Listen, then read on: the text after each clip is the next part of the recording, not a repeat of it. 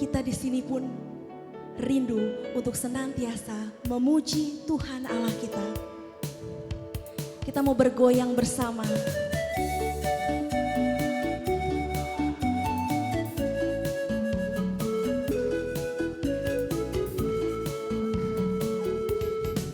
Orang Maumere suka memuji Tuhan. Kita di sini suka memuji Tuhan. Orang Maumere suka memuji Tuhan. Kami di sini suka memuji Tuhan. Ku mau nyanyi sila sol, mi fa sol, aleluya, amin. Puji Tuhan, do do do do mi do gemu fa mi re, la la la la la la la la. Ku mau nyanyi sila sol, mi fa sol, aleluya, amin. Puji Tuhan, do do do do mi do gemu fa mi re. Putar ke kiri, nona manis putarlah ke kiri, ke kiri, ke kiri, ke kiri dan ke kiri, ke kiri, ke kiri, ke kiri manis. Sekarang kanan, sekarang kanan, kakak nona putarlah ke kanan, ke kanan, ke kanan, ke kanan dan ke kanan, ke kanan, ke kanan, ke kanan manis. Orang Maumere suka memuji Tuhan. Orang Maumere suka memuji Tuhan. Kami di sini suka memuji Tuhan. Orang Maumere suka memuji Tuhan. Kami di sini suka memuji Tuhan. Ku mau nyanyi sila sol, mi fa sol, aleluya, amin. Puji Tuhan, do do do do mi do gemu fa mi re. Ku mau nyanyi sila sol, mi fa sol, aleluya, amin. Puji Tuhan, do do mi do gemu fa mi re. Putar ke kiri, putar ke kiri, nona putarlah ke kiri, ke kiri, ke kiri, ke kiri dan ke kiri, ke kiri, ke kiri, ke kiri manis. Sekarang kanan, sekarang kanan, kakak nona putarlah ke kanan, ke kanan, ke kanan, ke kanan dan ke kanan, ke kanan, ke kanan, ke kanan manis. Sekali lagi ya, putar ke kiri, putar ke kiri, kakak nona putarlah ke kiri, ke kiri, ke kiri, ke kiri dan ke kiri, ke kiri, ke kiri, ke kiri manis. Sekarang kanan, kakak nona putarlah ke kanan, ke kanan, ke kanan, ke kanan dan ke kanan, ke kanan, ke kanan, ke kanan manis. Mari kita beri senyum buat saudara di sebelah kiri dan kanan, senyum manis. Saat ini kita mau kembali duduk.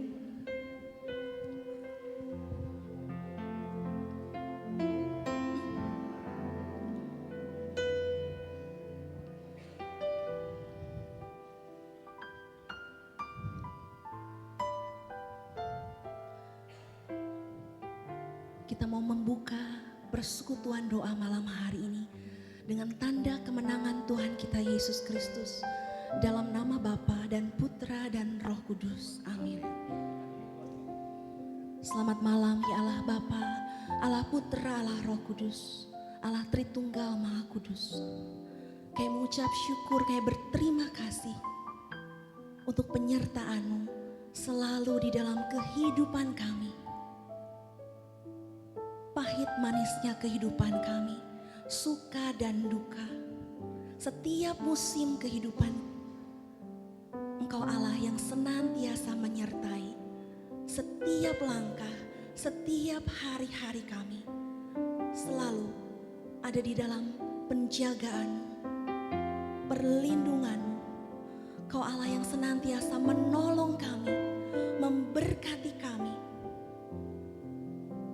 Engkau menjaga kami, mengasihi kami bagai biji mata-Mu, melebihi burung-burung di udara, bunga-bunga di ladang. Engkau mengenyangkan kami, Engkau mendandani kami. Kami begitu indah, begitu berharga di mata-Mu. Terima kasih Tuhan. Kami mau senantiasa mengucap syukur dan mengucap syukur selalu di dalam hari-hari kami, sepanjang kehidupan kami, seumur hidup kami. Musim akan selalu berganti, kasih Tuhan tetap abadi, tak pernah berubah sampai selamanya. Ku tetap percaya, ku yakin Tuhan memberkati, ku yakin Tuhan melindungi.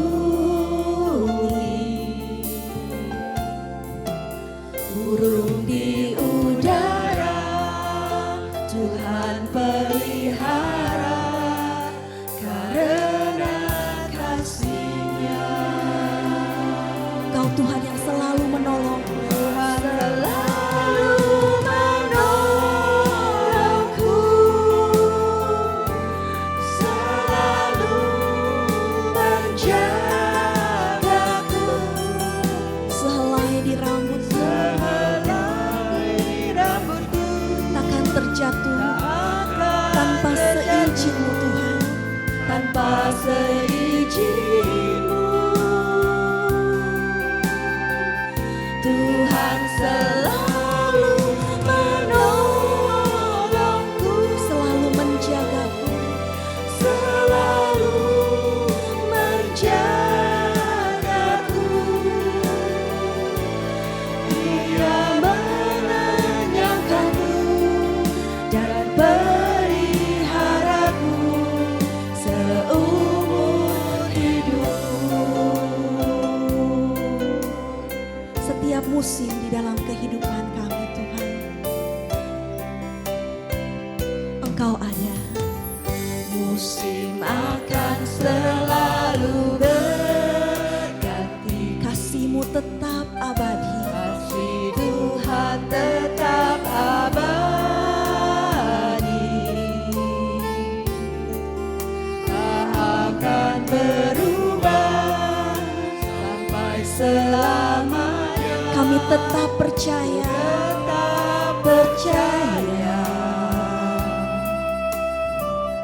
ku yakin Tuhan memberkati, ku yakin Tuhan melindungi. Burung di udara Engkau memelihara, karena kasih-Mu Tuhan, kasih-Nya. Tuhan selalu menolong, selalu menolongku, selalu menjagaku. Sehelai di rambutku tak akan terjatuh tanpa seizin-Mu. Kau Tuhan yang senantiasa menolong kami, selalu menolongku, selalu menjagaku. Engkau mengenyangkanku, Engkau mengenyangkanku dan peliharaku seumur hidupku. Tuhan selalu menolong, Tuhan selalu menolongku, selalu menjagaku, selalu menjagaku.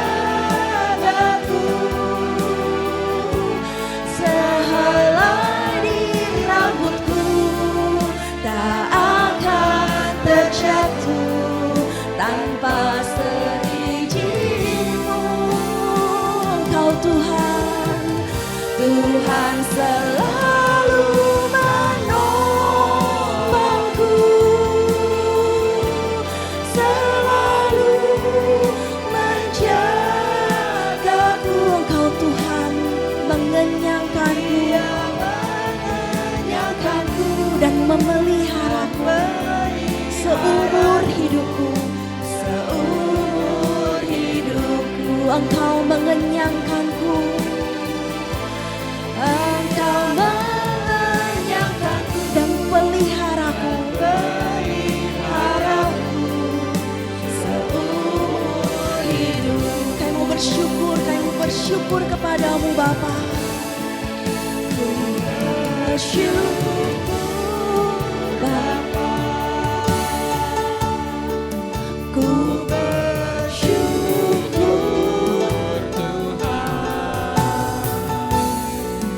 buat kasih setiamu di dalam hidupku. Ku bersyukur, ku bersyukur, ku bersyukur, ku bersyukur Bapa. Ku bersyukur Tuhan buat kasih setiamu di dalam hidupku.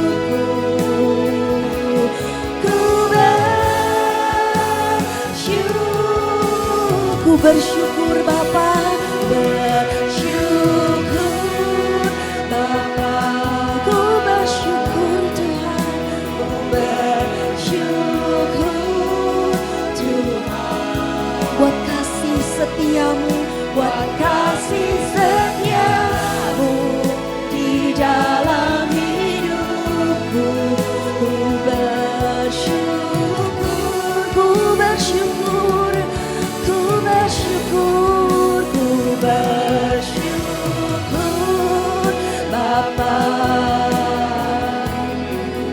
Ku bersyukur Tuhan buat kasih setiamu di dalam hidupku.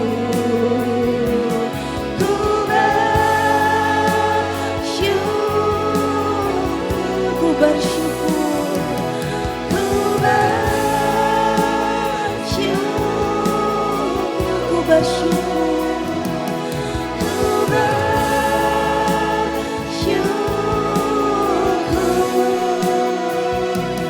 Tuhan. Kami bersyukur kepadamu Tuhan buat kasih setiamu, buat kebaikanmu dalam hidup. Terima kasih Tuhanku, terima kasih Allahku.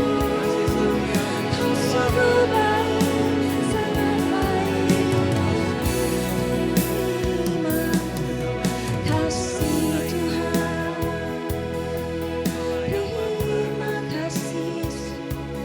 terima kasih.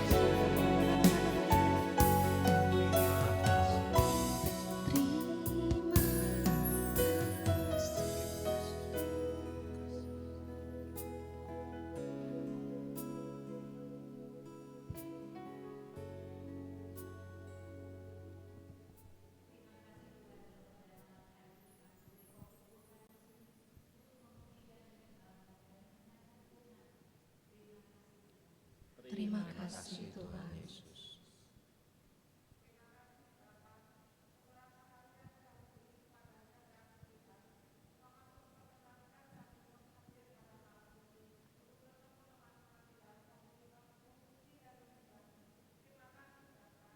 Terima kasih Bapa.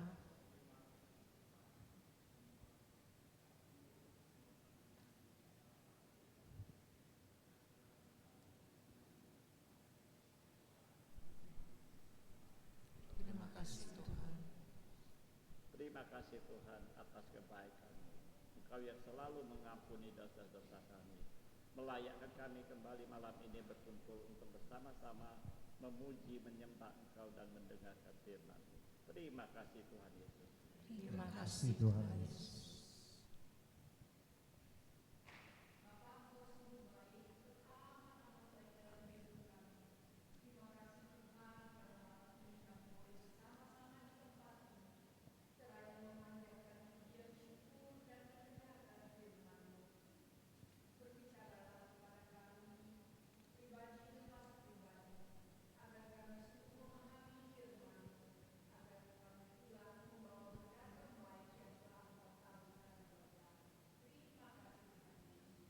Terima kasih Tuhan Yesus.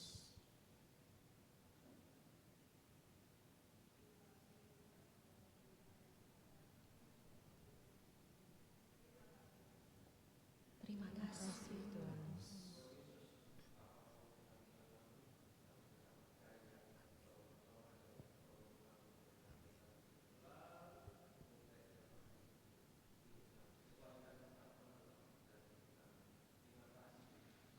Terima kasih Yesus.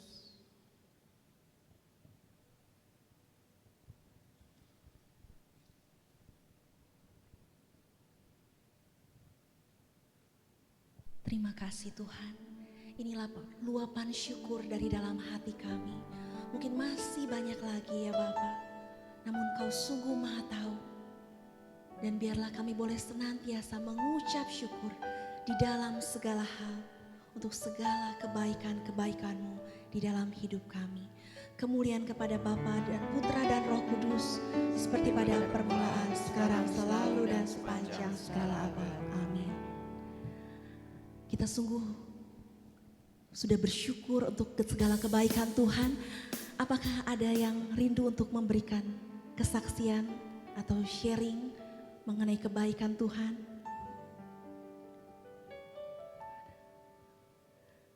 Ada?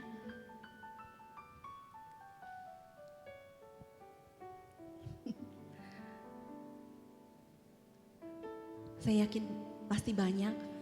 Mungkin minggu yang akan datang ya, Selasa yang akan datang ya. Kita mau bersaksi untuk kebaikan Tuhan. Dan saat ini mari kita sama-sama bangkit berdiri. Kita mau memuji Tuhan Allah kita, Allah yang sungguh baik. Hidup kita ada di dalam tangannya dan setiap hari adalah hari yang terbaik.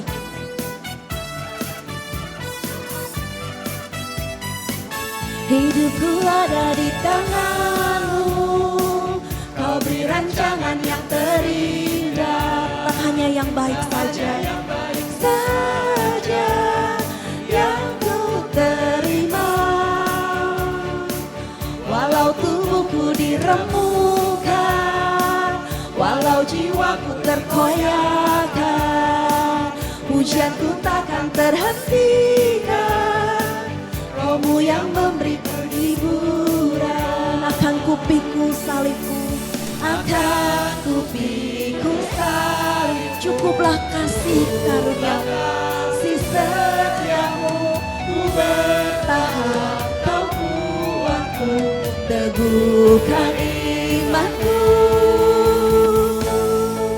Ku mau tetap bersyukur, senantiasa bersyukur.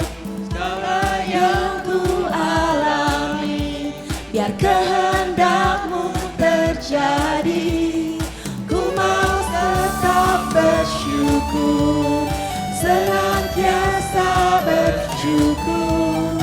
Hatiku kan bersuka, sebab hari ini hari yang terbaik. Hidup kami di tangan-Mu Tuhan, Kau punya rancangan yang terindah buat kami. Hidupku ada di tangan-Mu, Kau beri rancangan yang terindah. Tak hanya yang baik saja yang ku terima. Walau tubuhku diremukkan, walau jiwaku terkoyakkan, pujianku takkan terhentikan. Roh-Mu yang memberi penghiburan. Akan ku pikul salibku, cukup setiamu, ku bertahan, kau kuatku, teguhkan imanku. Ku mau tetap bersyukur, senantiasa bersyukur, karena yang ku alami, biar kehendakmu yang terjadi. Ku mau selalu bersyukur, senantiasa bersyukur, hatiku kan bersuka, sebab hari ini hari yang terbaik. Ku mau tetap bersyukur Tuhan, ku mau tetap bersyukur, senantiasa bersyukur, segala yang ku alami, biar kehendakmu terjadi. Ku mau tetap bersyukur, senantiasa bersyukur, hatiku kan bersuka, sebab hari ini hari yang terbaik. Sebab hari ini, sebab hari ini hari yang terbaik. Sebab hari ini hari yang terbaik. Sebab hari ini hari yang terbaik. Mari kita bersorak-sorai memuji, memuliakan Tuhan. Bahkan setiap hari adalah hari yang terbaik. Amin. Karena Dia sungguh sangat baik. Dia teramat baik. Dia yang telah wafat dan bangkit untuk kita, menyelamatkan kita.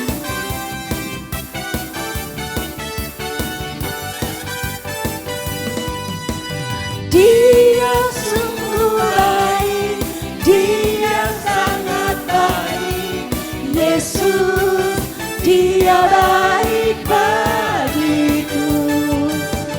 Dia sungguh baik, Dia sangat baik.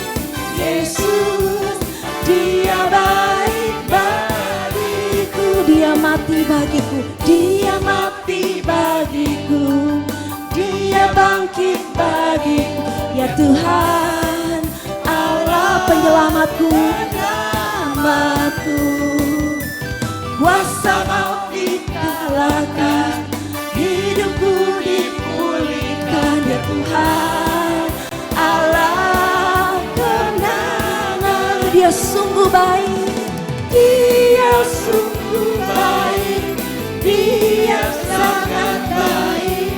Yesus, Dia baik bagiku. Dia sungguh baik, Dia sangat baik. Yesus, Dia baik bagiku. Dia ada dalamku, Dia ada di dalamku, bergerak di hidupku. Ya Tuhan, Allah kekuatanku, Dia penuhi hatiku dengan kuasa kasih-Nya. Ya Tuhan, Allah kemenangan. He is so good to you, He is so good to you, He is so good to me. Jesus, He's so good to you and me. He is so good to you, He is so good to me. Jesus, He's so good to you and me. Dia sungguh baik, Dia sungguh baik, Dia sangat baik. Yesus, Dia baik, Dia sangat baik. Dia sungguh baik, Dia sangat baik. Yesus, Dia baik bagi. Yesus, Dia baik. Yesus, Dia baik bagi. Yesus, Dia baik bagiku. Yesus, Dia baik bagiku. Mari kita memuliakan Tuhan Allah kita, Allah yang sungguh baik, sangat baik dan teramat baik. Kita mau kembali duduk.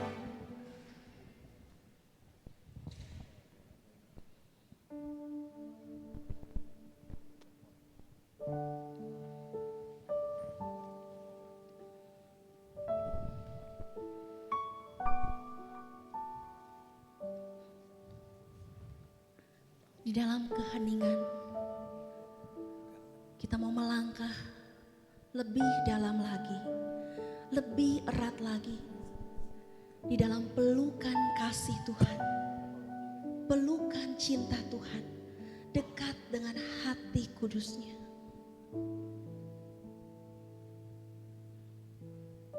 Inilah kami Tuhan, anak-anak-Mu yang Kau kasihi, yang Kau sayangi. Kami rindu untuk Roh Kudus-Mu terus mengalir di dalam kehidupan kami, memenuhi hati kami, memenuhi hidup kami, sehingga hidup kami dipenuhi oleh Roh, dikuasai oleh Roh, mengalahkan setiap kedagingan-kedagingan kami. Hanya dengan Roh Kudus-Mu Tuhan, Roh yang memulihkan, Roh yang menjadikan baru. Kau, Roh Kudus, ambil alih kehidupan kami. Inilah hidup kami, inilah tubuh, jiwa, dan roh kami. Di altar-Mu kami rindu untuk menyembah-Mu seumur hidup kami. Roh-Mu yang hidup penuhi kami.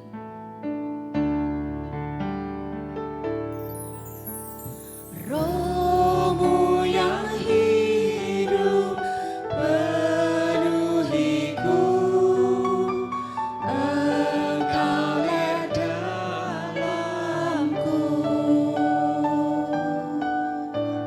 Jiwaku tenang bersama-Mu dalam naungan-Mu. Roh-Mu yang hidup penuhi kami. Roh-Mu yang hidup penuhiku, mengalir dan mengalir dalamku. Jiwaku tenang bersama-Mu Tuhan, di dalam naungan. Buka hati untuk jemaat-Mu, berserah penuh di hadirat-Mu. Kau ambil alih seluruh hidupku, di altar-Mu menyembah-Mu. Roh-Mu yang kudus, Roh-Mu yang kudus, pulihkanku. Engkaulah damaiku.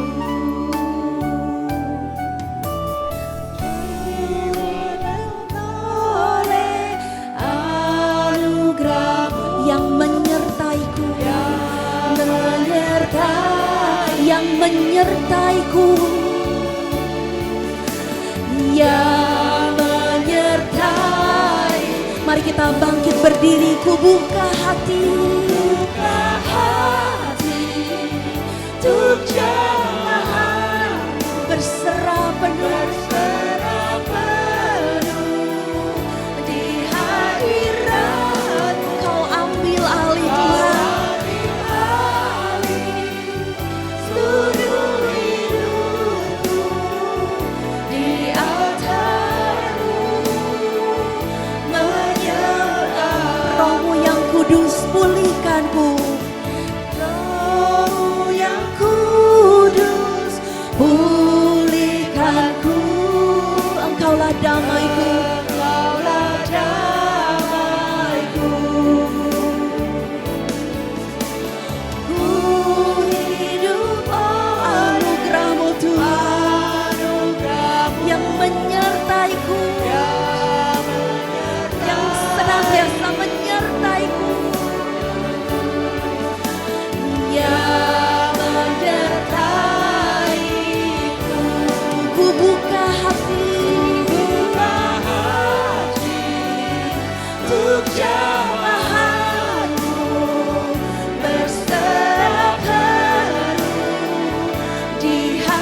hadirat-Mu.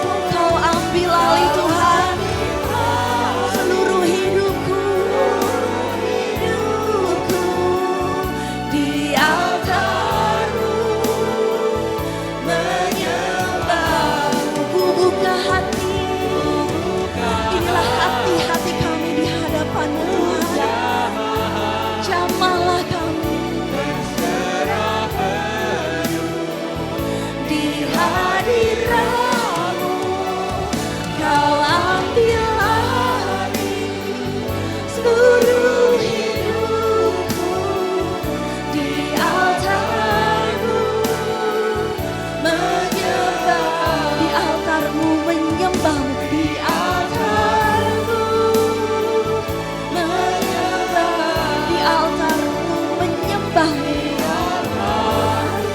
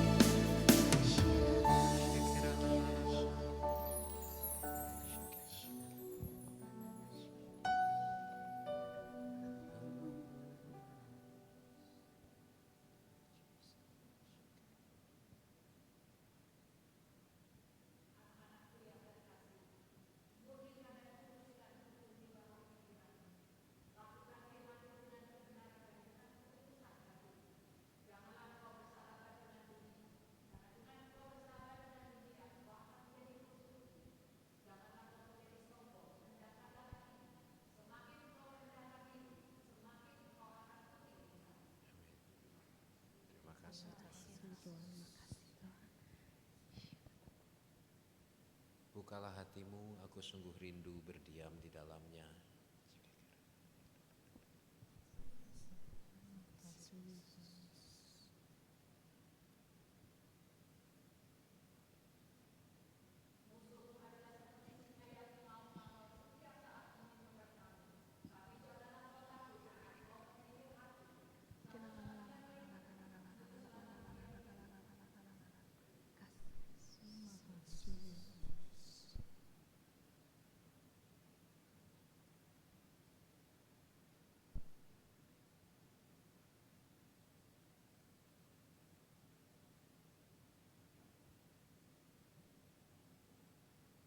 Jangan takut, aku senantiasa menyertai-Mu. Terima kasih. Terima kasih.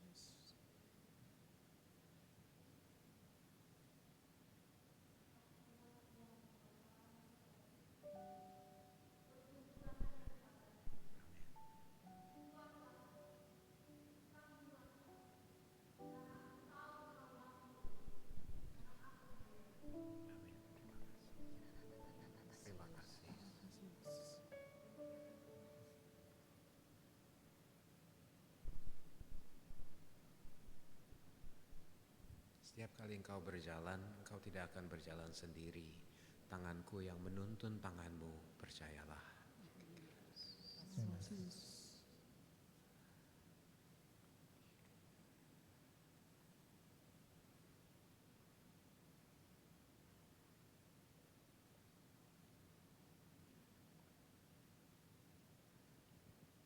Terima kasih Tuhan. Terima kasih untuk saat yang indah ini. Saat kami boleh memuji dan menyembah-Mu. Saat kami boleh hening di hadirat-Mu. Merasakan, menikmati kasih-Mu. Mendengarkan suara-Mu yang lembut di dalam hati kami. Menguatkan kami. Bahkan saat ini Engkau memeluk kami satu persatu. Tuhan Yesus, saat ini kami mau duduk diam di hadirat-Mu. Berikanlah kami telinga seorang murid, hati seorang murid yang siap untuk merenungkan firman-Mu, sabda-Mu yang merupakan terang dan pelita bagi jalan dan langkah kami. Kau juga telah memilih dan memanggil hamba-Mu, Bapak Ferdiandi. Kiranya Roh Kudus-Mu Tuhan yang menyertainya untuk menyampaikan apa yang sungguh rindu Kau sampaikan kepada hati-hati kami di tempat ini. Kemuliaan kepada Bapa dan Putra dan Roh Kudus, seperti pada permulaan, sekarang, selalu, dan sepanjang segala abad. Amin.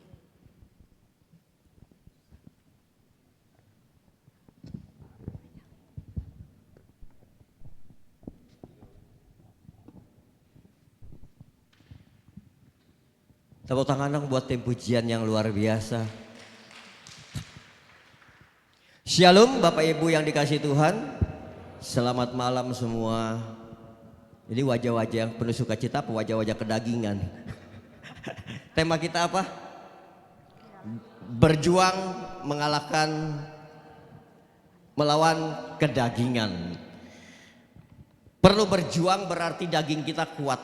Daging kita suka memberontak karena keinginan-keinginan kita.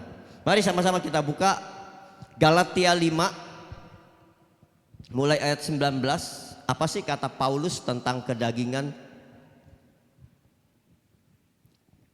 Galatia 5 ayat 19 sampai 23. Bisa ditampilkan?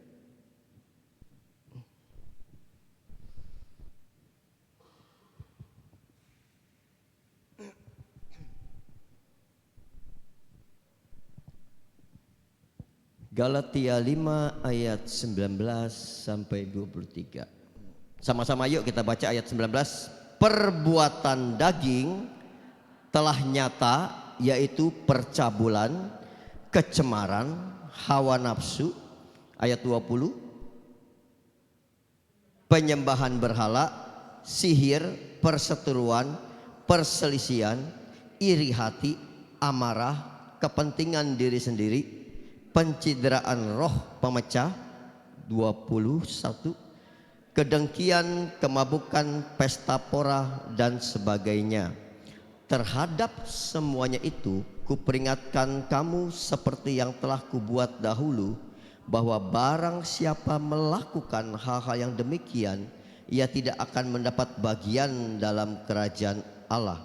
Tetapi buah roh ialah kasih, sukacita, damai sejahtera, kesabaran, kemurahan, kebaikan, kesetiaan, kelemah lembutan, penguasaan diri. Tidak ada hukum yang menentang hal-hal itu. Demikianlah sabda Tuhan kepada Allah.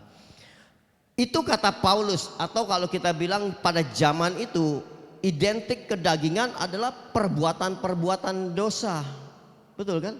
Percabulan, marah, semuanya sudah umum. Bahkan iblis aja nggak mau memberitahu kita tentang itu. Tetapi yang saya mau bahas hari ini adalah bagaimana kedagingan itu justru ada di dalam tubuh seorang yang rohani. Jangan dikira orang rohani nggak punya kedagingan. Di dalam kerohanian kita justru kedagingan tumbuh subur. Ya, karena kita tahu gini, ketika Allah menciptakan, kayaknya lebih enak nggak pakai mic ya, bergema.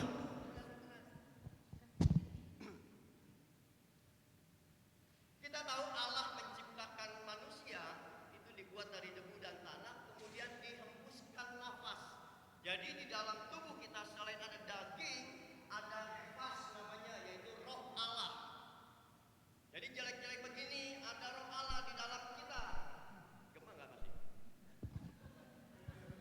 Cek. Di dalam kita ada roh Allah. Ya. Nah, waktu Hawa Tuhan bilang, jangan engkau makan buah pohon yang di tengah-tengahnya. Itu kan sudah ada kedagingan dalam diri mereka. Waktu Allah menciptakan pohon yang di tengah-tengah, waktu Allah mengatakan itu belum terjadi keinginan. Tetapi waktu ular membujuk dan mengatakan kalau engkau makan engkau akan sama menjadi seperti Allah, mulai kedagingan. Hawa bilang pohon buah itu sangat menarik dan sangat enak rasanya kalau dimakan. Padahal saya percaya semua pohon buahnya menarik dan enak dimakan pada saat itu. Tetapi iblis mengatakan kalau engkau makan, engkau sama menjadi seperti Allah. Kedagingannya menyesatkan, betul enggak? Bukankah kita diciptakan serupa dan segambar dengan Allah? Kalau Hawa mau berpikir sedikit, ternyata saya diciptakan sama. Terus kalau iblis maksudnya sama seperti Allah, apalagi? Tetapi kedagingan menyesatkan. Makanya sadar atau tidak sadar seringkali di dalam kerohanian kita, seperti tanda kutip kita pelayanan, pertanyaan ke dalam diri kita, pelayanan kita berdasarkan motivasinya apa? Apakah kedagingan keinginan kita atau karena Tuhan menginginkan kita pelayanan? Saya baru pulang dari NTT kemarin 6 hari kurang lebih KRK, dengan ketika tahun lalu saya diminta supaya tahun depan saya jadi worship leader, memimpin tim pujian di sana dengan umat 7.000 target di lapangan kampus. Nah, tahu dong, yang dia minta cuma worship leader. Lalu saya telepon ke sana, saya bilang saya cuma minta satu singer di sana, namanya si L, saya bilang. Itu saja, sisanya saya nggak tahu kualitas mereka. Betul kan? Kan saya cuma kenal karena L dulu sama-sama di Jakarta. Suka singer, saya tahu dia pindah ke sana dan saya tahu kualitas anak ini. Maka saya bilang, saya minta singernya satu yang namanya si L. Saya tanya panggungnya berapa besar? 8,5 meter. Saya minta 7 lagi singer, kamu yang tentuin. Mau tahu apa yang terjadi di sana? Mereka gontok-gontokan berebut naik panggung. Semua mau jadi singer. 7.000, siapa yang gak mau? Ya kan? Semua, saya diteleponin dari Ruteng, telepon ke saya cuman, Pak singernya siapa aja? Pak singernya dari mana? Saya bilang saya nggak tahu, kan situ panitia yang tentuin. Saya hanya bagian saya dan saya nggak kenal karakter suara masing-masing. Setiap hari, setiap malam di WA terus ada 3 yang paling aktif. Lihat ya, itu kedagingan. Karena dia tahu ini panggung besar dengan 7.000. Dia kagak tahu sebetulnya acara itu bukan acara rohani. Acara itu adalah festival lagu, band. Cuman saya dikasih 1,5 jam supaya diisi dengan panggung rohani. Kebayang nggak?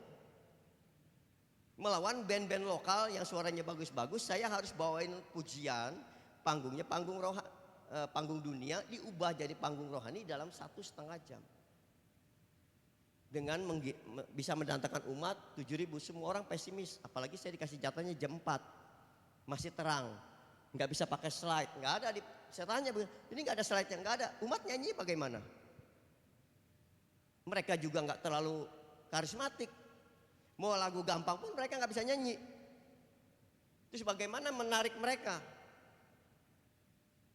Belum hari H aja saya tiba di sana tanggal 15 terus dikejar-kejar untuk supaya dipilih. Karena itu kampus penyelenggaranya, saya bilang pasti mahasiswa-mahasiswi sana yang utama. BPK belakangan. Ini BPK-nya tim BPK terus supaya minta, akhirnya ya udah 4 BPK, 4 mahasiswa. Udah 4 kepilih BPK, yang 3 itu nggak kepilih terus. Lihat ya, kedagingan itu menyesatkan. Sampai titik besok kita mau naik panggung, tengah malam saya masih ditelepon. Bahkan saya lagi pelayanan ke dalam, naik ke atas bukit, mendoakan orang. Dia naik motor ngejar ke atas bukit, cuman minta porsi untuk dia naik panggung. Saya bilang, kamu nggak ngerti Tuhan ya.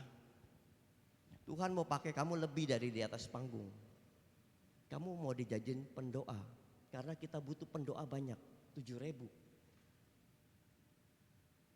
Kalau kamu mau gantiin saya nggak apa-apa, saya pendoa.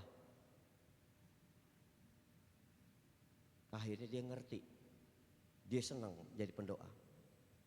Walaupun mungkin hatinya saya nggak ngerti. Saya doa keliling sebelum acara supaya jangan hujan. Saya percaya Romo juga sudah berdoa-doa dan puasa supaya jangan hujan hari H. Lagu pertama nggak hujan, masih cerah. Lagu keempat hujan, umat paling baru berapa ratus. Mau masuk ke lagu ke-6 baru datang banyak, udah mencapai ribuan. Tapi hujan mulai deras, bubar, minggir semua ke pinggiran. Bayangin.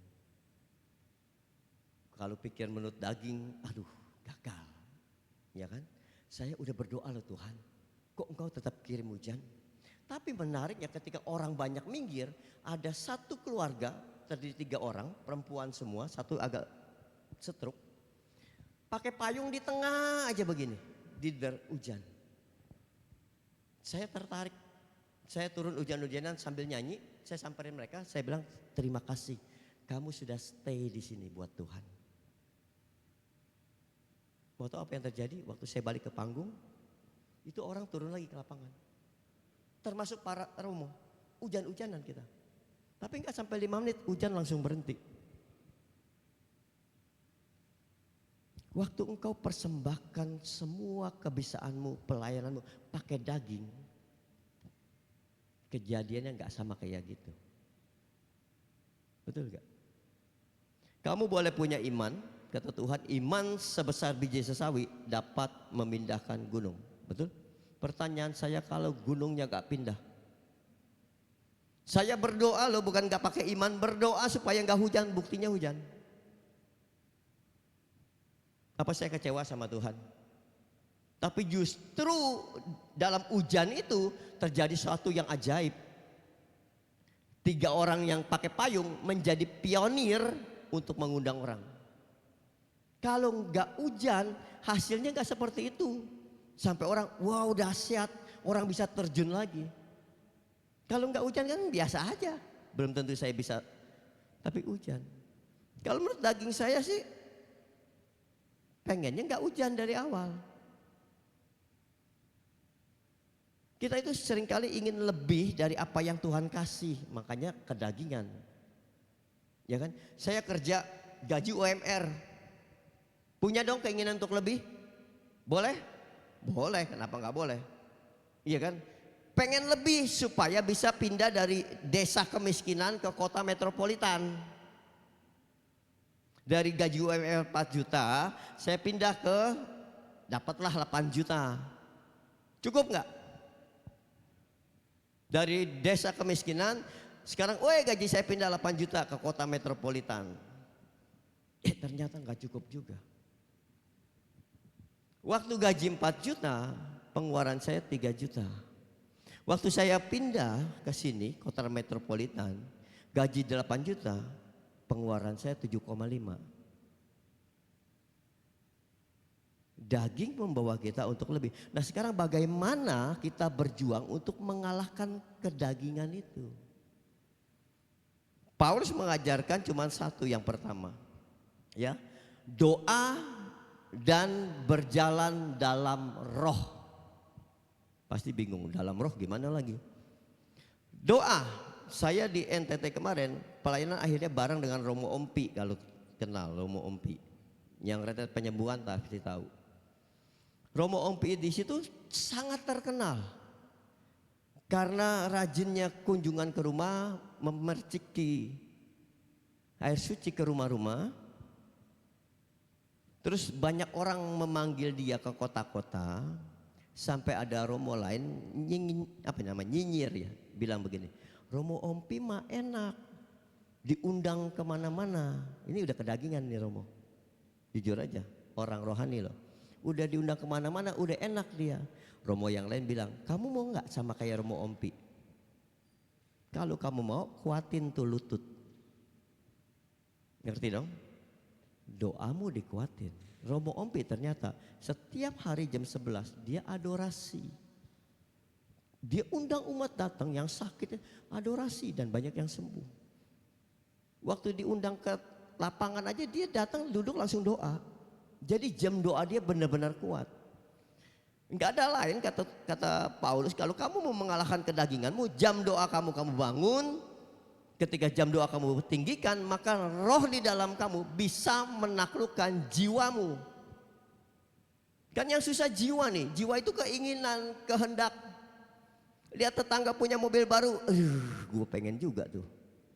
Iya kan? Keinginan, kehendak, jiwa. Kalau rohmu besar, rohmu kuat, dikasih makan firman setiap hari, dia besar, maka dia akan menundukkan jiwa. Kalau jiwa bisa ditundukkan, maka outputnya atau tubuh kita ini akan selaras dengan rohnya Tuhan. Nggak usah mikirin yang tadi, percabulan dosa itu dosa, udah umum. Iblis nggak main di situ. Iblis justru bermainnya di area rohani. Panggung tadi itu rawan. Orang-orang rohani pengen banget ada di depan. Itu kan kedagingan. Katanya sih pelayanan, kata sih orang rohani, tapi dia nggak bisa mengendalikan di dalam. Maka saya mau kasih tahu, pertempuran sesungguhnya bukan di luar, tapi di dalam. Kalau di luar kamu kalah, kamu mati, tapi tetap aja kamu bisa menyatu dengan Tuhan. Tapi kalau di dalam pertempuran yang di dalam kamu kalah, kamu terpisah dari Allah pasti. Pertempuran di dalam antara keinginan daging dan keinginan roh, tiba-tiba rohnya kalah, berarti kamu mengikuti keinginan daging, kamu terpisah jauh sama Allah. Tapi kalau perang di luar kamu mati jadi martir, ya dekat sama Allah.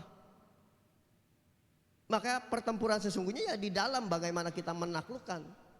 Kalau kita baca Injil Yohanes 3, di mana Yohanes ketika itu sedang membaptis orang banyak, lalu murid-muridnya bilang begini sama Yohanes, "Guru, itu Yesus anak tukang kayu membaptis orang lebih banyak daripada guru.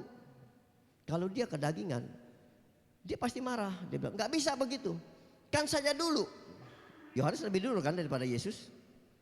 Dan Yohanes udah cukup terkenal, tiba-tiba Yesus datang, Yesus lebih terkenal. Orang berbondong-bondong pindah minta dia baptis oleh Yesus. Walaupun Yesus nggak membaptis secara langsung, tapi murid-muridnya yang membaptis. Tapi jumlah orang yang dibaptis di bawah benderanya Yesus lebih banyak.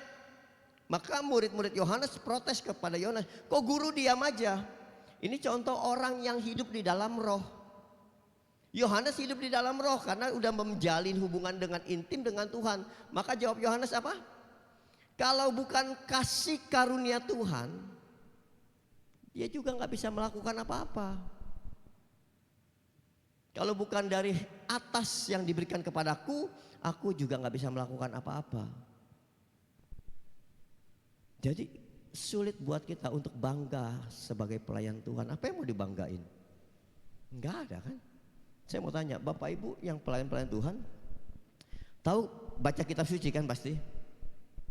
Kitab Perjanjian Baru deh, atau lebih kita pendek lagi masa Prapaskah sampai kebangkitan, itu kan banyak tokoh ya. Murid Yesus saja ada 12, ada tokoh 12. Bapak Ibu mau jadi tokoh siapa? Kalau disuruh pilih jadi tokoh Alkitab mau yang mana? Petrus dong, pemegang kunci surga. Iya kan, sekali khotbah 3.000 orang bertobat, betul? Atau Yohanes Pembaptis, atau Yakobus, banyak orang-orang hebat tokoh-tokoh itu, atau Paulus, mau yang mana? Ini orang-orang yang saya sebutin orang-orang viral di Alkitab, betul gak? Rawan, orang-orang yang viral di Alkitab tuh rawan kedagingan. Makanya sekalipun udah jadi murid Yesus, mereka masih menyangkal Yesus, mengkhianati Yesus. Tapi ada tokoh-tokoh yang gak disebut di Alkitab, tapi sangat bermanfaat. Contoh, Seorang pria yang bawa kendi. Waktu Yesus utus murid-muridnya, kamu pergi ke Yerusalem, kamu cari orang yang bawa kendi, kamu ikuti. Waktu Yesus mau perjamuan malam terakhir, nanti dia akan naik ke atas. Nah, disitulah kita akan buka meja untuk makan malam terakhir. Yesus kan mengutus 2 orang tuh, ngikutin pria yang bawa kendi. Disebutin nggak namanya? Enggak. Saya mikir, ngapain ya? Kenapa nggak rame-rame aja sama Yesus ke sana? Kenapa mesti 2 dulu jalan, mempersiapkan baru? Tahu nggak kenapa? Karena ada Yudas. Supaya Yudas nggak tahu tempatnya, supaya nggak bocor dulu, Yesus kirim 2 orang itu. Nanti baru Yesus dengan Yudas dan yang lainnya masuk ke situ. Tapi nama orang itu nggak disebut. Tapi momennya penting. Apa mau jadi yang seperti itu? Atau Tadeus, salah satu murid Yesus, nggak juga viral namanya. Tapi nggak pernah berhenti nulis pewartaan Tadeus. Nah, Bapak Ibu mau yang mana? Ini para pelayan Tuhan. Kalau saya maunya jadi keledai yang ditunggangin Yesus. Betul kan? Keledai itu kalau jalan sendiri nggak ditunggangin Yesus, keledai kan bodoh, orang bilang. Bodoh, lamban, lemah. Keledai saya percaya nggak punya kedagingan, tahu diri. Tahu kekurangan, tahu kelemahan, tahu ketidakmampuan. Nggak bakal dia mau macam-macam. Tapi waktu Yesus pilih, Yesus naik di atasnya. Waduh, masuk Yerusalem itu orang banyak melambai-lambaikan palma. Udah GR si keledai, dia kira dia. Katanya Yesus kan. Mau orang kelihatan nyambut, ya mau bangga ya banggalah dikit. Nggak salah kan bangga dikit. Nah, itu pelayan Tuhan yang kayak gitu yang dicari. Menyadari kelemahan, kekurangan, keterbatasan. Jadi pola pikirnya nggak macam-macam. Cuman satu, dia lakukan apa yang Tuhan mau. Kemana Yesus bawa aku jalan. Nggak ada kedagingan. Persoalannya, keinginan kita, agenda kita itu lebih besar daripada agendanya Tuhan. Tuhan belum kasih agenda, jangan-jangan kita udah bikin agenda. Itu kan jadi kedagingan kita. Kita berjalan, kita punya tujuan, ya karena kita yang mau, bukan Tuhan yang mau. Saya percaya intinya hancur. Ada seorang pria, dia datang dari jauh luar kota mau ke Yerusalem. Waktu itu memang ada perayaan Paskah orang Yahudi. Datang dari luar kota sampai di Yerusalem, dia melihat ada seorang pria lagi pikul-pikul salib. Sampai juga baru capek dong dari luar kota jauh, perut lapar, pengennya istirahat, cari penginapan, makan, istirahat. Itu paling enak. Tiba-tiba prajurit bilang, "Hei kamu, sini, pikul salib orang ini." Tahu namanya? Tahu? Simon dari Kirene. Kira-kira apa yang ada dalam pikiran Simon? Gue orang paling apes sedunia. Betul kan? Baru sampai mau istirahat, perut lapar, disuruh pikul penjahat punya salib. Yang dia tahu penjahat pasti. Dan salib itu terhina. Kalau gue pikul, aduh gue terhina banget. Itu kalau dia kedagingannya kuat, dia pasti berontak tuh. Harga diri dia sedang dipertaruhkan. Penjahat pula lagi gitu. Kenapa mesti aku? Maka ketika dia jalan bersama, dia liatin, tapi kok matanya teduh ya? Kok matanya penuh kasih orang ini? Simon gak pernah ngerti kalau dia lagi pikul salib, salibnya penyelamat dunia. Alkitab gak menelusuri lebih lanjut tentang Simon dari Kirene. Tetapi saya percaya hidup Simon diubahkan. Karena Markus punya murid, anaknya Simon dari Kirene, salah satu muridnya. Yang saya mau katakan gini, Tuhan mau mengubah hidup Bapak Ibu, dia nggak perlu izin sama Bapak Ibu. Dia nggak perlu kasih tahu untuk mengubah kita, nggak perlu. Dia juga nggak kasih clue bagaimana cara dia mengubah hidup kita. Entah pakai badai, entah pakai masalah, nggak perlu izin.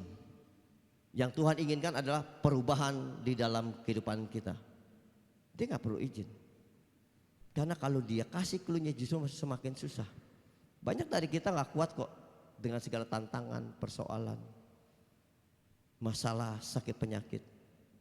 Kenapa? Ya tadi dari awal. Ketika Tuhan menjadikan kita tuh udah merasa nyaman, punya segala-galanya. Lalu Tuhan mau ambil sedikit aja, kita merasa terganggu sama Tuhan. Kita langsung mempertanyakan Tuhan. Tuhan mana? Tuhan ada enggak ya? Kenapa saya harus alami ini? Saya begitu kemarin itu hujan berhenti. Kalau enggak hujan hasilnya beda nih. Sampai panitia itu nangis. Senangis-nangisnya dia. Enggak nyangka akhirnya orang betul-betul banyak bisa datang. Dari 1,5 saya dikasih ekstra jam 30 menit 2 jam. Mengubah panggung dunia menjadi panggung rohani. Bahkan setelah kita selesai acara itu yang 2 jam itu, masuklah band festival mulai. Malah mereka yang gak ada pengunjung, cuman sedikit. Karena memang targetnya mahasiswa itu kehidupannya yang sangat-sangat parah di sana. Mayoritas Katolik, tapi iman paling anjlok di sana, mengerikan. Maka kenapa para imam, dosen-dosennya kan para imam ya, meminta kita melakukan itu dalam waktu 2 jam. Supaya mereka mengenal Tuhan. Hidupnya benar-benar kedagingan seperti yang tadi Paulus bilang. Percabulan, seks bebas, bla bla bla. Kayak gitu. Belum lagi ada soal namanya toto kopi. Bapak Ibu kalau minum kopi ada ampasnya, hati-hati di sana. Itu bisa dikerjain orang lewat ampas kopi. Dan itu lagi marak, lagi viral di sana. Coba, semua tentang kedagingan. Gak ada jalan lain mengalahkannya, berjalan dalam roh dan banyakin lutut bertelut. Yang kedua, berjalan dalam roh dengan memahami firman Tuhan. Kalau Bapak Ibu gak pernah baca firman Tuhan, bagaimana Bapak Ibu tahu yang Tuhan mau dalam hidup kita? Kita gak punya kekayaan tentang Tuhan, tentang pribadi Tuhan, tentang rencana Tuhan. Coba tahu gak? Taunya pokoknya ada perjanjian lama, perjanjian baru, keselamatan Yesus. Padahal dari perjanjian lama itu cerita Yesus semua ternyata. Contoh, peristiwa Nabi Nuh. Taunya apa? Bahtera. Ya. Nuh juga salah satu umat yang tersisa, dibilang kaum sisa. 120 tahun Nuh khotbah, Nuh mewartakan keselamatan, bahwa akan ada banjir besar dan dia membawa umat untuk masuk ke dalam bahtera supaya umat selamat. Kenyataannya apa? Dia dibilang gila. Kenapa dia dibilang gila? Karena sepanjang dunia diciptakan nggak pernah turun hujan. Sekarang tiba-tiba dibilang akan ada hujan deras yang akan sampai banjir, ya gila lah dibilang. Nggak pernah turun hujan. Dan yang Tuhan perintahkan adalah membangun bahtera, bukan membangun perahu. Kalau perahu mungkin masuk akal orang, tapi bahtera itu artinya kotak. Kayak peti mati makanya. Pintunya juga cuma satu. Pintunya satu, itulah yang Yesus bilang, akulah pintu, barang siapa masuk melalui aku. Nah itu keselamatan. Bahtera itu memberitakan keselamatan. Lalu Tuhan perintahkan apa? Bahtera itu harus dilapisi dengan pakal namanya. Pakal itu ter. Ter itu apa? Semacam bahan pek, pelekat supaya nggak bocor. Dan arti daripada pakal bahasa Yunaninya adalah penebusan. Jadi ada berita tentang keselamatan Yesus Kristus, Yesus penyelamat dari kisah Bahtera.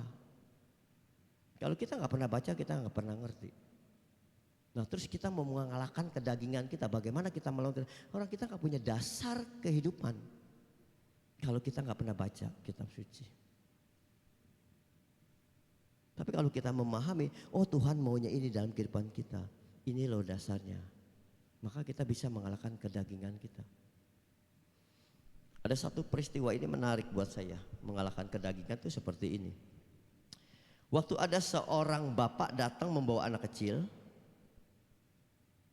kepada murid-murid Yesus yang 9 orang. Ya, bapak itu bilang gini, tolong dong anak saya kerasukan roh jahat. Kadang dia dilempar ke api, kadang dia dibuang ke air. Tolong anak ini kerasukan. Ternyata murid Yesus yang 9 itu gak bisa mengusir roh jahat. Sementara yang 3, Yohanes, Yakobus, Petrus, ikut Yesus naik ke Gunung Tabor waktu itu. Waktu penampakan Elia dan Musa. Jadi 9 ditinggal. Nah ketika Yesus turun, bapak itu protes sama Yesus. Guru, murid-muridmu ini gak bisa mengusir roh jahat daripada anak saya. Lalu Yesus menegur murid-muridnya, hai kamu, sampai berapa lama lagi aku harus tinggal bersamamu? Yesus bilang kepada murid-muridnya. Lalu Yesus menengking roh jahat dari anak itu, roh itu pergi. Murid-murid bertanya dong, guru, kok guru bisa, kok aku gak bisa? Lalu Yesus jawab apa? Jenis ini hanya bisa diusir dengan berdoa dan berpuasa. Makanya banyak nih kalau mau KRK, mau dibilang tolong dong ada yang kerasukan, terus orang-orang langsung jangan lupa persiapan doa dan puasa. Padahal 5 menit yang lalu orang itu minta tolong dong ada yang kerasukan, mau puasanya kapan? Betul gak? Artinya pesan itu bukan bicara soal enggak makan enggak minum. Puasa di situ tidak berbicara soal engkau tidak makan tidak minum. Berarti ada yang lain yang Tuhan maksudkan ini. Ya. Maka puasa yang Yesus maksudkan adalah menanggalkan semua keinginanmu, kedaginganmu. Perbanyak doa, tinggalkan kedaginganmu. Bapak Ibu percaya dong kalau kita berdoa, siapa yang bisa tolong saya ya? Alvin aja deh.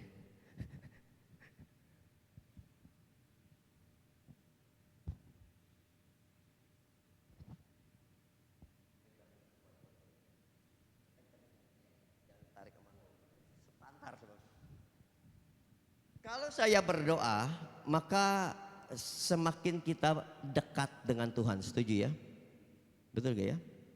Saya rajin berdoa, maka saya akan lebih dekat dengan Tuhan. Saya tambah jam doa, saya bisa lebih dekat gak dengan Tuhan? Harusnya bisa. Tapi kalau kedagingan saya tetap, artinya saya tetap ke gereja, saya tetap pelayanan, saya tetap berdoa, kedagingan jalan terus. Bisa gak lebih dekat dari Tuhan? Gak bisa. Tahan dulu, jangan ke bawah. Gak bisa, karena kedagingannya gak dilepas. Keinginan daging lebih kuat, maka ini harus lepas kata Tuhan. Ini yang dimaksud puasa. Thank you Vin. Melepas semua kedagingan, keinginan-keinginan yang tidak Tuhan berkenan. Waktu engkau lepas ini, maka engkau berdoa semakin dekat. Ketika engkau tambah jam doa, engkau semakin dekat. Tapi kalau kedaginganmu gak dilepas, engkau gak akan pernah bisa. Kedagingan dilepas harus mau rela. Kenapa rela? Mengasihi Tuhan. Saya waktu SMP itu punya keinginan naksir perempuan.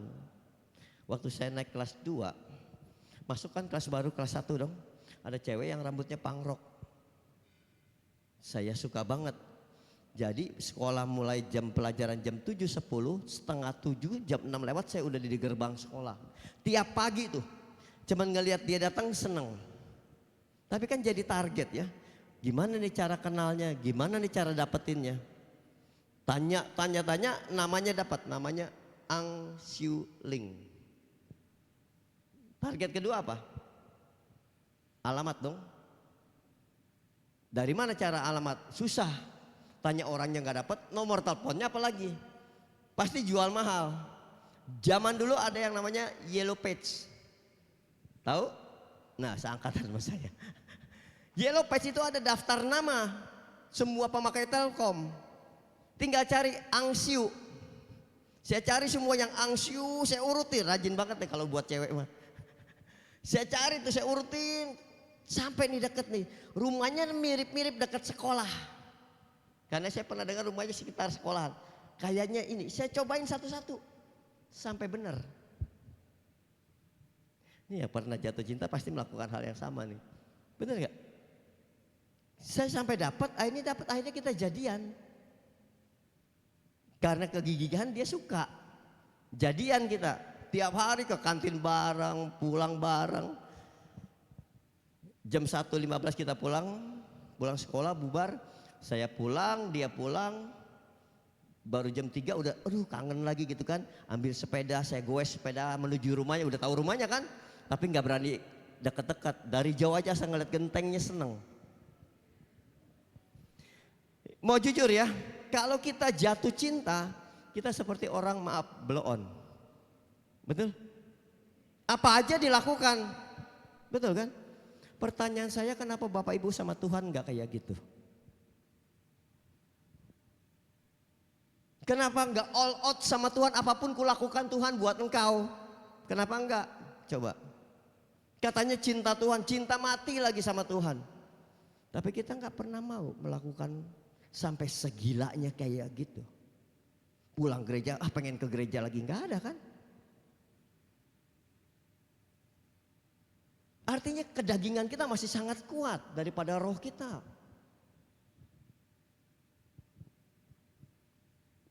Kalau ikut Tuhan all out, wah, saya kemarin ke NTT itu mampir ke kesusteran SSPSAP. Jadi ada dua, SSPS, ada lagi SSPSAP, susternya pakai baju pink. Itu kalau jadi suster di situ masuk udah nggak bakal keluar seumur hidup. Di dalam terus kerjanya apa? Kontemplatif, berdoa terus. Makanya katanya Ruteng nggak pernah bencana karena ada suster itu. Nggak banyak, 22 kemarin. Sampai memberi, saya bilang gila ini orang-orang. Kenapa? Misalnya orang tua dia meninggal, dia juga nggak boleh keluar dari situ. Jenazahnya yang dibawa ke situ, dia keluar lewat pagar dikit, masih di gereja ada pagar tengahnya. Dia keluar, dia cuma cium sekali, dia mesti masuk lagi, jenazahnya mesti pergi. No handphone, nggak ada kontak ke dunia luar. Gila itu cinta Tuhan sampai berani begitu. Itu benar-benar mematikan kedagingan benar-benar. Nggak kenal dunia luar. Saudara datang ya ngobrol di antar pagar, nggak lama-lama dia mesti masuk. Saya sempat foto-foto tapi di luar pagar. Jadi di mereka di pagar, saya di depan. Sampai kayak gitu. Nah kita bisa nggak? Kalau masih belum bisa, masih ada kedagingan kita. Belum roh yang memimpin kita. Kalau roh yang memimpin kita, apapun kita lakukan buat Tuhan. Apapun. Maka ketika kita melihat aja ya, kota yang mayoritasnya Katolik, ya, banyak imam lahir dari kota itu. Tapi kerohanian mereka, wah bukan suam kuku lagi sebetulnya, mendekati padam sebetulnya. Apa enggak tergerak kita? Terus kita bilang kita cinta Tuhan, mengasihi Tuhan, di mana? Jangan-jangan kita mengasihi Tuhan karena ya sejauh ini saya masih diberkati, usaha saya masih baik-baik, saya masih sehat. Kalau gunung nggak pindah, mau iman sebesar biji, gunung nggak pindah, apakah kita masih bisa? Yesus kau sungguh baik, Yesus namamu indah, masih bisa ngomong gitu nggak? Di tengah badai, di tengah persoalan, di tengah masalah. Kalau masih bisa, kamu punya nilai lebih di dalam rohmu. Artinya kamu mulai mengerti hatinya Tuhan. Gak gampang. Memang gak gampang untuk berjalan dalam roh mengalahkan kedagingan. Karena Paulus jelas mengatakan, Roh memang penurut, daging lemah. Sayangnya ayat itu sering dipakai justru ketika melakukan kesalahan. Ya, namanya juga masih manusia. Roh memang penurut, daging lemah. Pembenaran, pembelaan kita terus menerus untuk pencapaian ego kita.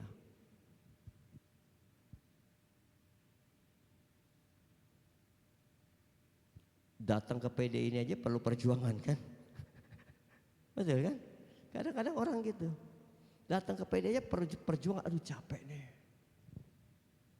Pulang kerja, rasanya lebih enak tidur. Coba kita doa, Tuhan sembuhkan aku, Tuhan ampun ya. Tuhan bilang, aduh capek nih, kata Tuhan, enakan tidur. Mau gak? Nah, iya kan? Kalau kita coba belajar memahami Tuhan ya kayak gitu. Saya belajar banyak lah sama Romo Ompi itu ketika dia bilang lutut, wow. Makanya dia gak perlu doa lama-lama, dia asal begini orang jatuh. Urapannya besar sekali. Karena relasi dengan Tuhan. Karena sudah berjalan dalam roh, bukan lagi daging.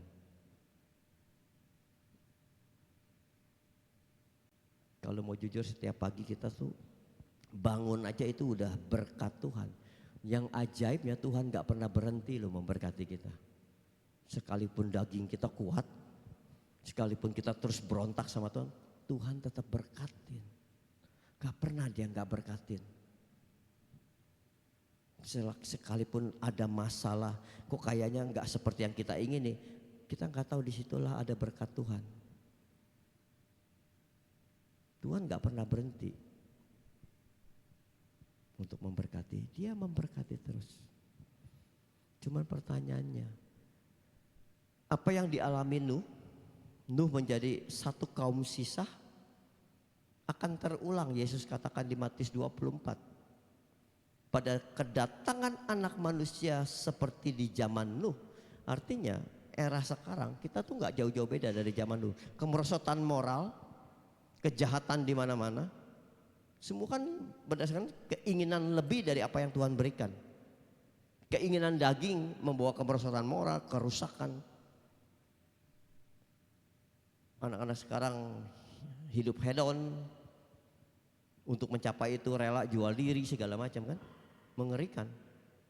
Kalau kita nggak bisa menuntun mereka pada kebenaran firman Tuhan, pada jalan hidup di dalam roh, hancur semua anak-anak kita. Rusak bisa kehidupan kita. Semakin rusak, pada titik tertentu, yaitulah penghakiman. Tuhan datangkan air bah itu. Karena kejahatan manusia, dikatakan apa? Kecenderungan hati manusia membuahkan kejahatan. Alvin boleh.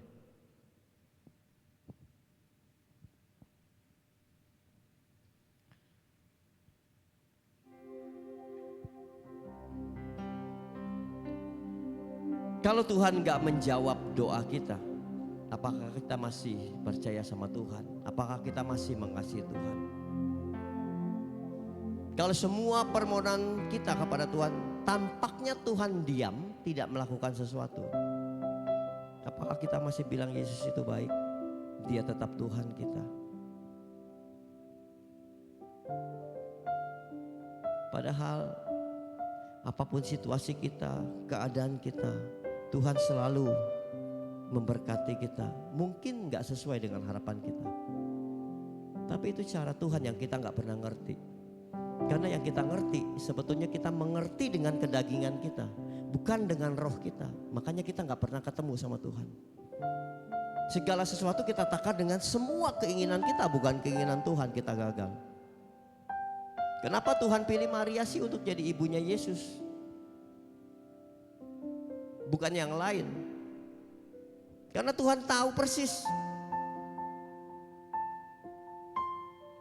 Karena Maria sanggup pikul salib.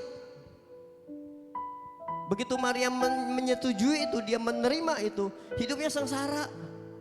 Betul kan? Beresiko dirajam batu, beresiko perkawinannya gagal.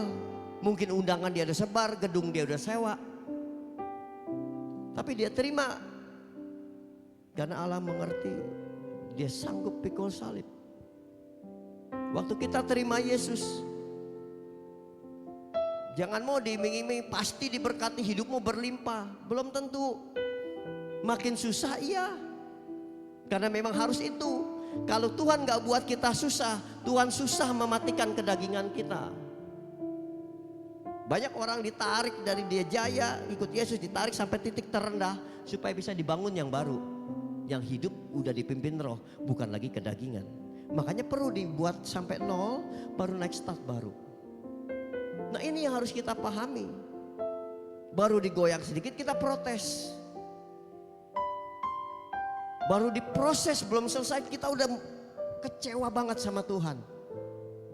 Padahal gak pernah. Tuhan gak pernah tinggalkan kita, Tuhan gak pernah gak memberkati kita. Dia selalu berkati kita.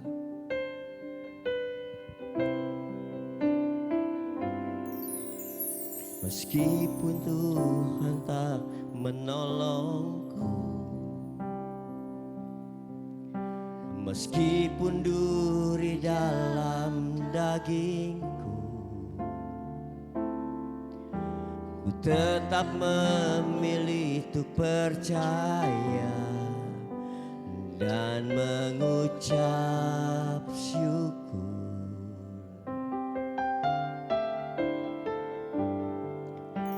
Meskipun doaku tak terjawab, meskipun hatiku habis lenyap, ku tetap memilih untuk percaya dan mengucap syukur.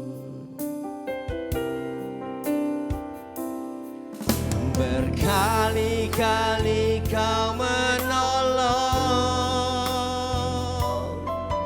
berkali-kali kau kuatkan.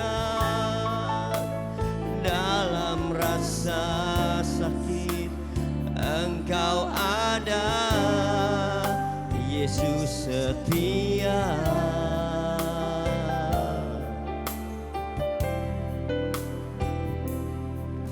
Berkali-kali kau menolong,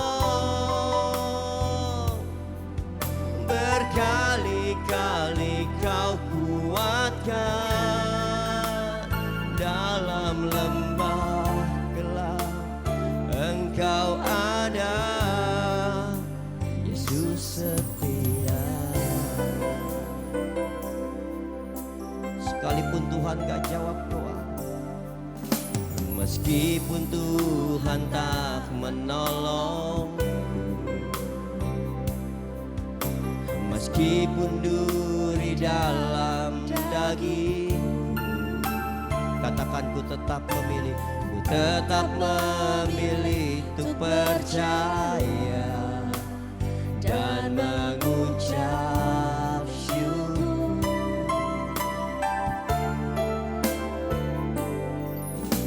Meskipun doaku tak terjawab, meskipun hatiku habis lenyap,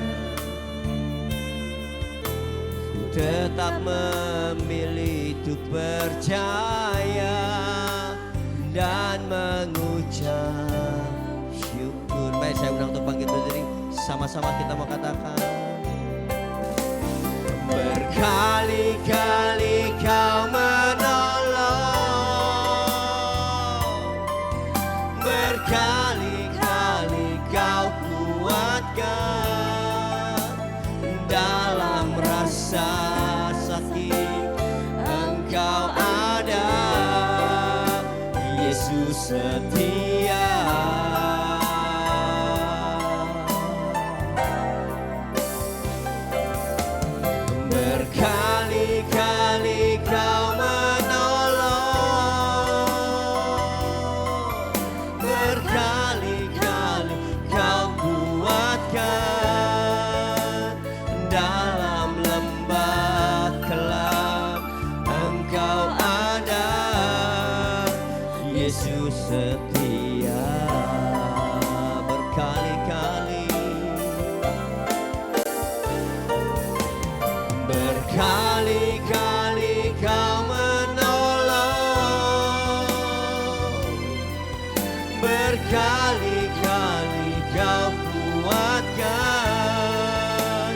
dalam rasa sakit Engkau ada, Yesus setia.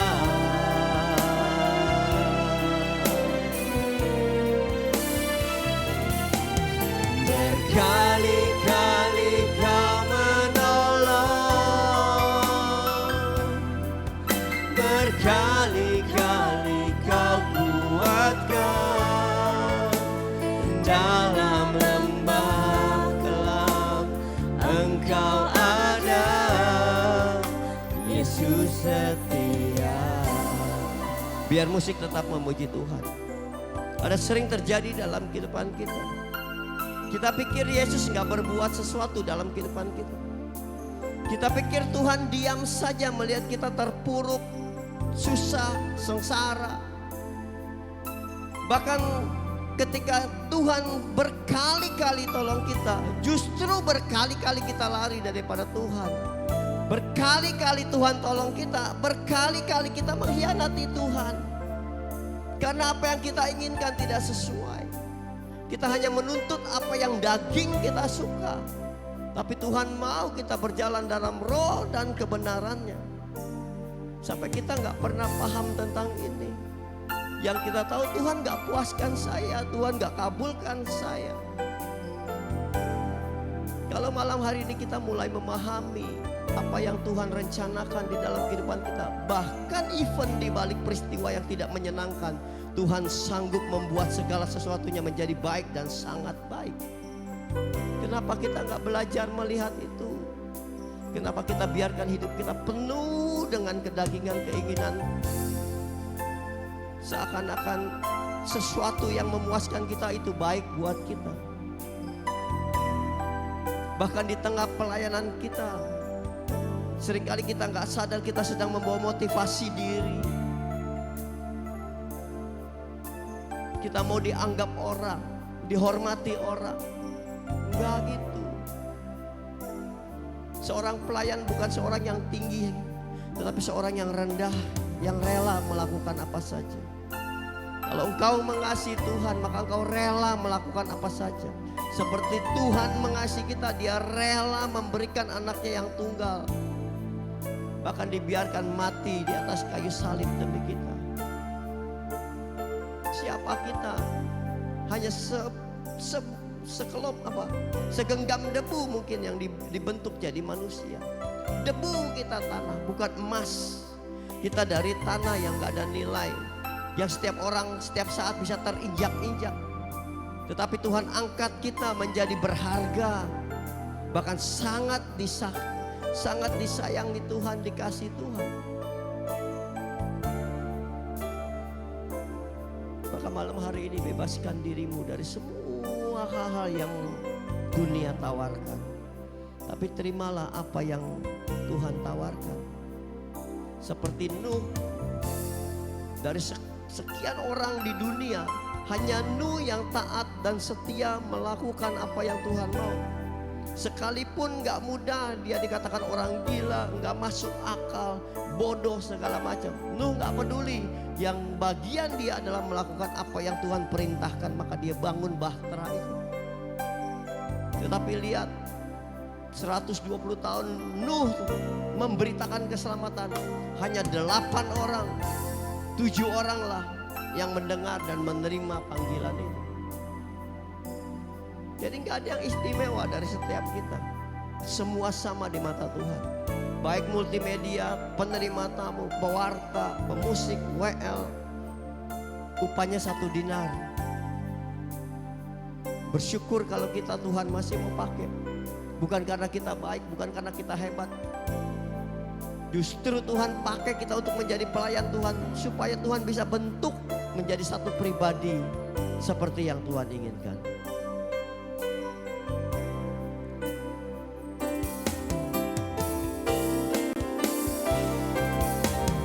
Berkali-kali Kau menolong,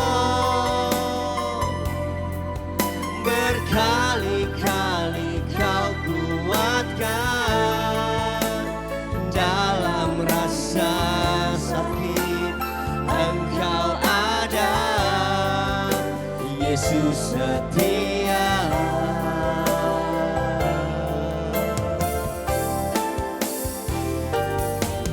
Berkali-kali kau menolong, berkali-kali kau kuatkan. Dalam lembah gelap Engkau ada, Yesus setia. Biar umat saja katakan berkali-kali.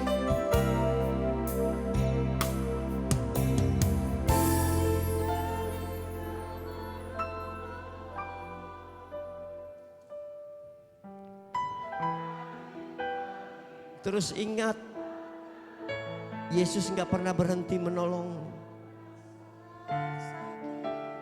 Engkau ada, Yesus setia. Makasih Tuhan. Berkali-kali kau menolong. Berkali-kali kau kuatkan. Dalam lembah gelap Engkau ada, Yesus setia. Mari sekali lagi dengan lembut kau katakan dari hati yang paling dalam. Berkali-kali kau menolong, berkali-kali kau kuatkan. Dalam rasa sakit Engkau ada, Yesus setia.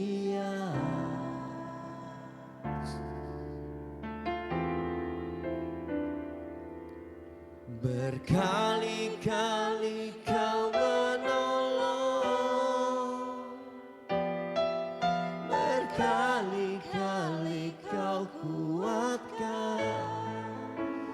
Dalam lembah gelap Engkau ada, Yesus setia. Bapa di dalam surga, kami datang malam hari ini di hadapan-Mu ya Tuhan. Terima kasih buat firman-Mu yang tertabur malam hari ini. Dan biar setiap benih firman-Mu tertanam dalam di hati kami, berakar kuat, bertumbuh, menghasilkan buah yang manis bagi kami ya Tuhan. Tuhan, kami mau berubah. Kami mempunyai hidup yang baru seperti yang Engkau inginkan Tuhan. Maka terus ajar kami, mampukan kami Tuhan untuk berjalan bersama Roh-Mu ya Tuhan. Hingga hidup kami tidak lagi dipimpin oleh hal-hal yang kedagingan, tetapi biar Roh-Mu yang semakin besar yang menuntun kami pada jalan kebenaran firman-Mu ya Tuhan. Tuhan, ampuni kami Tuhan atas segala pelanggaran dan kesalahan kami, atas apapun yang kami coba mencuri kemuliaan daripada-Mu Tuhan. Tetapi malam hari ini kami serahkan itu dalam tangan kasih Tuhan. Tuhan, di hadapan kami juga telah tertulis wujud-wujud doa daripada anak-anak-Mu Tuhan. Mungkin ada yang rindu untuk mengucap syukur atas segala keberhasilan atau apapun itu Tuhan. Mungkin ada masalah keuangan, finansial, pekerjaan. Bahkan ada yang ingin menjual sebagian propertinya Tuhan. Ada masalah rumah tangga. Ada masalah kepahitan. Tuhan, kami perlu Tuhan untuk Kau berkati setiap wujud-wujud doa ini Tuhan.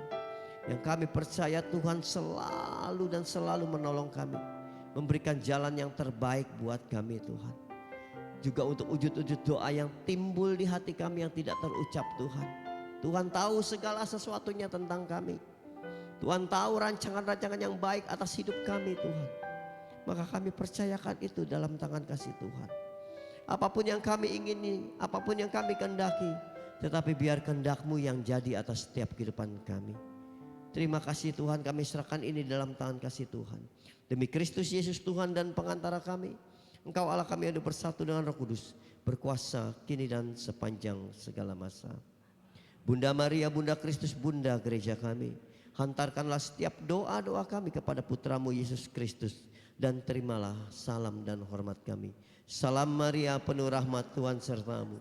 Terpujilah Engkau di antara wanita, dan terpujilah buah tubuhmu Yesus. Santa Maria, Bunda Allah, doakanlah kami yang berdosa ini, sekarang dan waktu kami mati.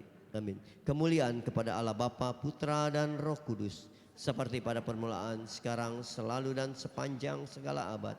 Amin. Dalam nama Bapa dan Putra dan Roh Kudus. Amin. Terima kasih, selamat malam. Tuhan Yesus memberkati. Terima kasih Bro Ferdi.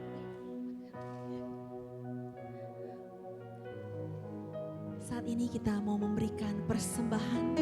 Kita rindu untuk mempersembahkan seluruh kehidupan kita senantiasa dipimpin oleh Roh Kudus dan menghasilkan buah Roh Kudus di dalam kehidupan kita.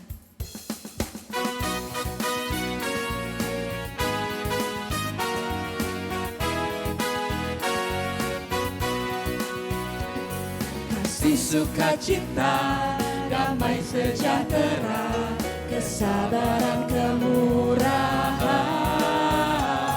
kebaikan, kesetiaan, kelemah lembutan, penguasaan diri. Kasih sukacita, Kasih, sukacita, damai sejahtera, kesabaran, kemurahan,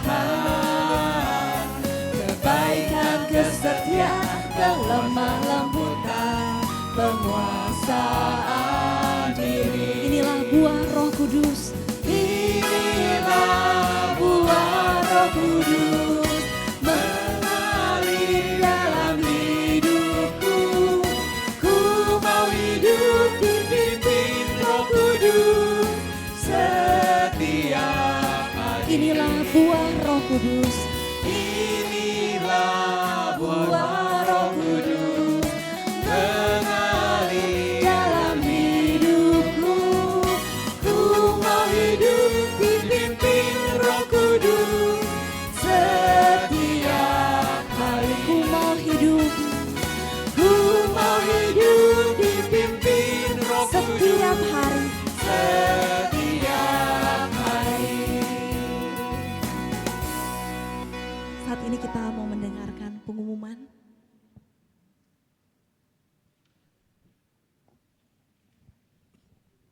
Cek, terima kasih.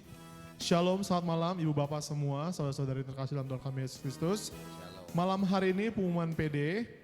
Pertama-tama kita mau sama-sama mengucap terima kasih untuk pewarta dan juga kehadiran dari Bapak Ferdiadi Subrata. Terima kasih untuk pelayanan malam hari ini. Juga untuk tim pujian yang dipimpin oleh Ibu Francisca, keyboardis Bro Alvin, juga LCD proyektor ada Bro Charles, dan soundman ada Bapak Yadi. Juga kepada semua pengurus ataupun pelayan Tuhan malam hari ini yang terlibat, kita semua mengucap syukur. Pengumuman yang pertama untuk persekutuan doa Kamis minggu depan tanggal 29 Mei kita libur karena bertepatan dengan hari kenaikan. Kemudian akan ada lagi PD selanjutnya itu di tanggal 5 Juni dengan renungan yang akan dibawakan oleh Ibu Lili Krisyawati dengan tema kelimpahan dalam kekurangan. Ya, luar biasa temanya, jadi diharapkan kehadirannya boleh kita mengajak kembali teman-teman kerabat keluarga kita yang belum sempat hadir malam hari ini. Dan di PD Selasa pagi tanggal 27 Mei jam 10 ada renungan yang dibawakan oleh Ibu Novi Hamdan. Ini ya, dengan tema peranan para pendoa dan pemuka agama. Mari kita semua diundang untuk hadir dalam persekutuan doa Kamis maupun Selasa. Dan saat ini Bapak Ibu yang baru pertama kali hadir boleh angkat tangan. Ada? Mungkin boleh bangkit berdiri, kita mau salam-salaman dulu. Kami mengucapkan selamat datang keluarga baru di PD KK Santo Yakobus. Kita mau bernyanyi bersama. Ku cinta keluarga Tuhan, terjalin mesra sekali. Semua saling mengasihi, betapa senang ku menjadi keluarga hanya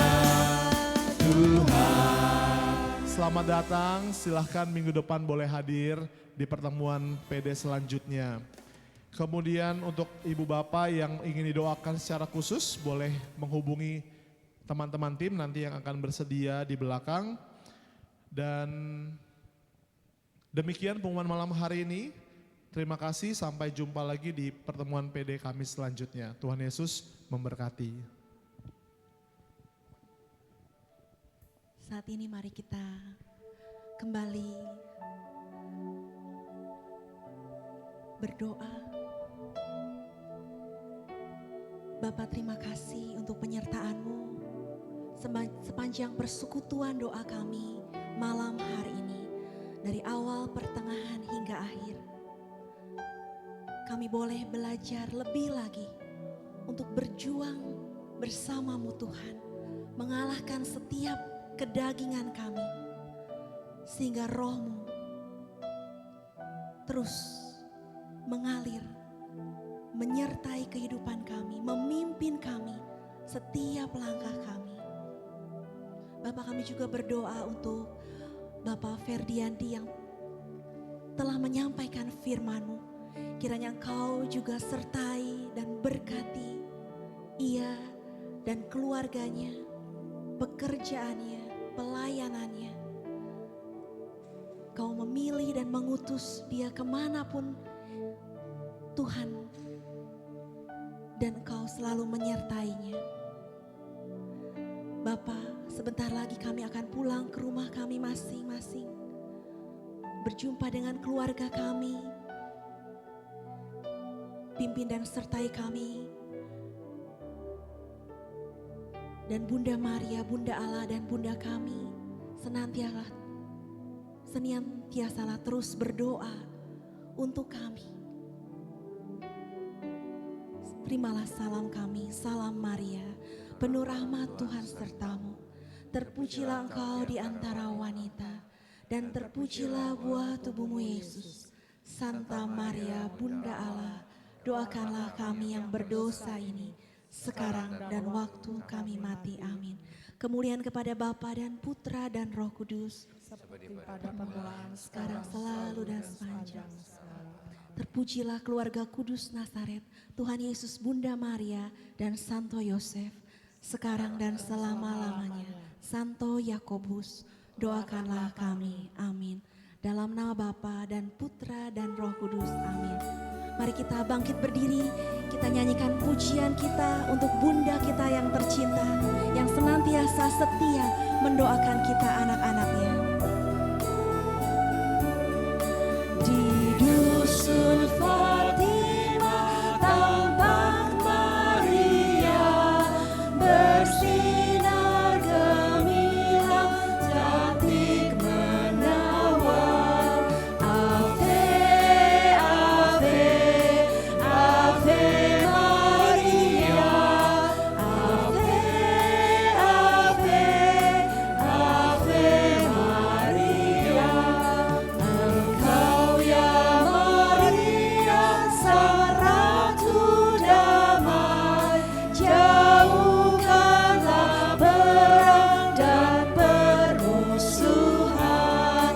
Ave, Ave, Ave Maria, Ave, Ave, Ave Maria. Seluruh anakmu kini bermadam, memuji namamu di seluruh jagat. Ave, Ave, Ave Maria, Ave, Ave, Ave Maria. Selamat malam, Tuhan Yesus memberkati. Sampai jumpa 2 minggu ya akan datang Kamis di tempat ini.